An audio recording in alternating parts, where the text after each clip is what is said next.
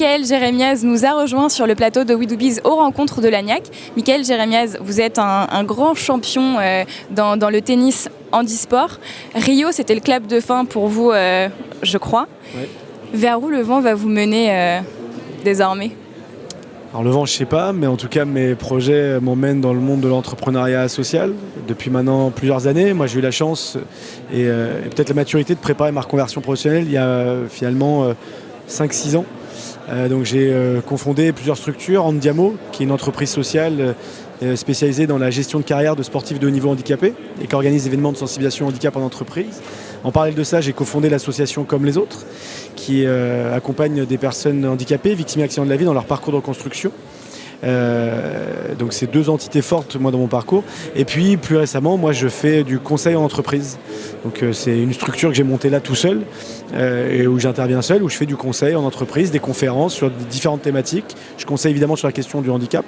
Comment les entreprises ont une responsabilité sociale d'intégration d'une population quand même très importante. On parle de 6 à 10 millions de personnes dans notre société, donc l'insertion par le travail. Donc en fait, moi, mon combat de manière générale, c'est de permettre aux personnes handicapées d'être des citoyens de première zone et non pas de seconde zone. C'est-à-dire d'avoir les mêmes droits, certes, mais aussi les mêmes d'avoir les mêmes devoirs, mais surtout les mêmes droits. L'emploi et le handicap, c'est un sujet important. Vous avez la chance d'avoir de la visibilité, d'être connu. Oui. Il y en a qui n'ont pas cette chance. Est-ce que c'est important de sensibiliser les entreprises à ça ? La réalité, c'est que quand vous êtes handicapé, vous avez 2 fois plus de chances d'être au chômage que si vous étiez valide. Donc ça, c'est une réalité. Il y a un certain nombre de lois qui ont été votées depuis pas mal d'années. Cette fameuse loi des 6% de travailleurs handicapés, sinon vous payez du la quota taxe AGFIP. qui est un peu... Voilà. C'est le problème des quotas, c'est qu'il y a du bien et du moins bien. Ça ne fonctionne pas plus que ça. Alors il y a des entreprises qui prennent ça à bras-le-corps parce qu'elles en ont marre de payer des amendes, d'autres parce qu'elles sont conscientes que c'est un engagement, simplement un engagement juste, quoi, voilà, de collaborer à voilà, une société beaucoup plus inclusive. Aujourd'hui, on sait que le travail, alors c'est pas forcément la santé, mais que le travail, c'est un formidable outil d'intégration. Le fait de se sentir utile dans la société.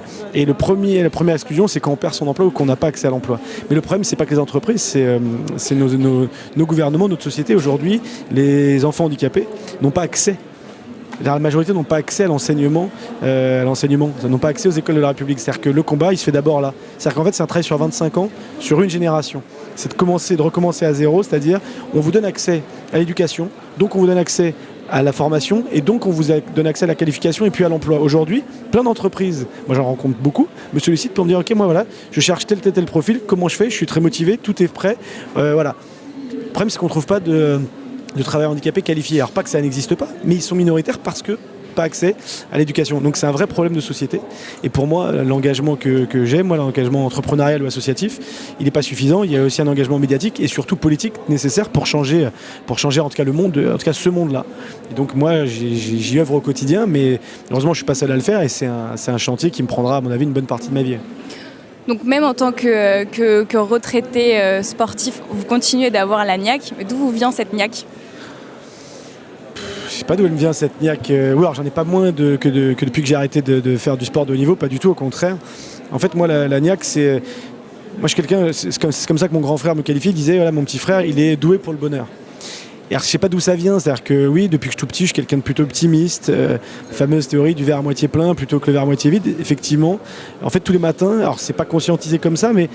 Qu'est-ce que je vais bien pouvoir faire aujourd'hui pour m'éclater, prendre du plaisir ? Que ce soit dans le travail, que ce soit dans le perso, que ce soit... Peu importe où. Alors je me le dis pas le matin, mais c'est vraiment en moi.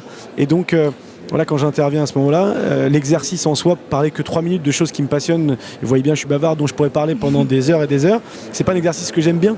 Et pourtant, je me dis, ok, maintenant je suis là, c'est un truc que j'ai pas l'habitude de faire, donc qu'est-ce que je fais ? Eh ben, je vais essayer de le faire de manière un petit peu originale, de bousculer, d'inspirer les gens. Et moi, la niaque, c'est qu'elle vient du fait que je suis un putain de privilégié et que je fais tout ce que j'aime et que je suis entouré de gens assez formidables. Et voilà, donc je profite particulièrement de ma vie et de la vie, quoi. Merci pour ce message rempli d'espoir et de bonheur, Michael Jérémiaz, et à très bientôt sur We Do Biz. À très bientôt, merci.